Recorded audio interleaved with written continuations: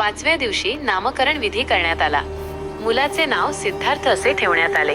त्याचे गोत्रनाम गौतम होते, म्हणून त्याला सिद्धार्थ गौतम या नावाने लोक संबोधू लागले. मुलाच्या जन्माच्या आनंदोत्सव व नामकरण विधी समारंभ चालू असतानाच महामाया एकाएकी आजारी पडली व तिचे दुखणे बळावू लागले. आपला अंतकाळ जवळ आला आहे असे ओळखून तिने राजा शुद्धोधनाला व प्रजापतीला आपल्या रुग्णशय्येजवळ बोलावले आणि म्हटले, माझ्या मुलाबद्दल असे मुनींनी जे भविष्य वर्तवले आहे ते खरे होईल याचा मला विश्वास वाटत आहे. मला दुःख एवढेच वाटते की ते खरे ठरलेले पाहण्यासाठी मी जिवंत राहणार नाही. माझे बाळ आता लवकरच मातृहीन होईल, परंतु माझ्या मागे त्यात माझ्या मुलाचे काळजीपूर्वक लालनपालन होईल की नाही व त्याच्या भवितव्याला अनुलक्षून त्याची योग्य प्रकारे जोपासना केली जाईल किंवा नाही याबद्दल मला मुळीच चिंता वाटत नाही.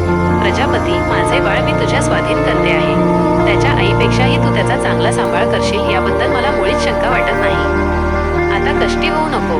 मला इहलोक सोडण्याची आज्ञा द्या. देवाचे बोलावणे आले आहे. त्याचे दूत मला घेऊन जाण्यासाठी थांबले आहेत असे म्हणून महामायेने प्राण सोडला. शुद्धोधन व प्रजापती या दोघांनाही दुःखावेग अनावर झाला व त्यांनी रडून आक्रोश केला. सिद्धार्थाच्या मातेचे देहावसान झाले तेव्हा तो अवघा 7 दिवसांचा होता. सिद्धार्थाचा आनंद नावाचा एक धाकटा भाऊ होता.